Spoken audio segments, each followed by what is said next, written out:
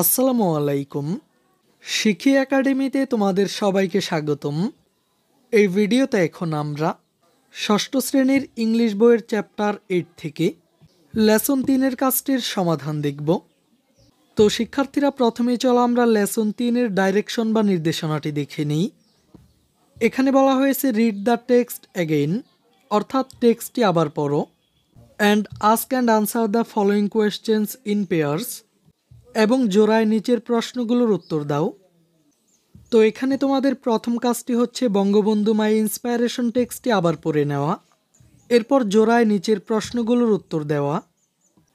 এখানে প্রথম প্রশ্নটি হলো হোয়াট ওয়াজ বঙ্গবন্ধুস ড্রিম, অর্থাৎ বঙ্গবন্ধুর স্বপ্ন কী ছিল।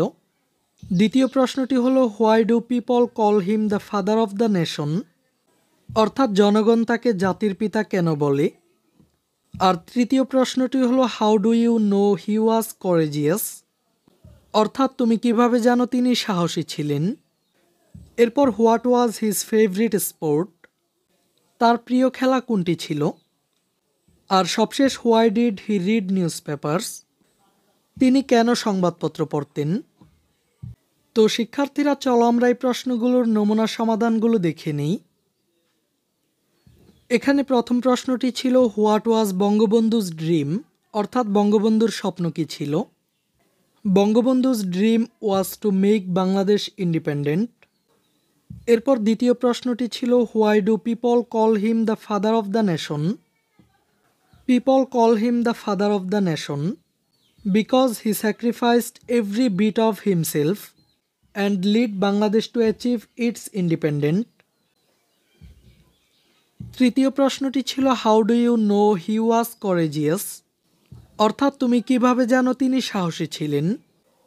হি was never afraid of speaking against injustice, even once the chief minister of undivided Bengal, Sherebangla A K Fazlul Huq visited the school, then Mujib along with his friends came forward with their demands to repair the school hostels roof, that's how I know he was করেজিয়াস।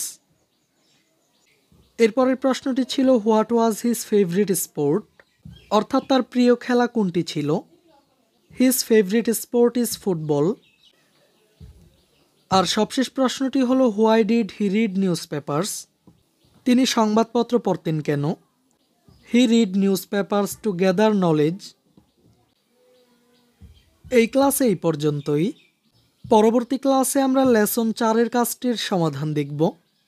শিক্ষার্থীরা, এই ক্লাসটি তোমাদের কাছে কেমন লেগেছে তা আমাকে comment করে জানিয়ে দাও। আর পরবর্তী সকল ক্লাসগুলো নিয়মিত পাওয়ার জন্য চ্যানেলটিকে এখনই সাবস্ক্রাইব করে রাখো।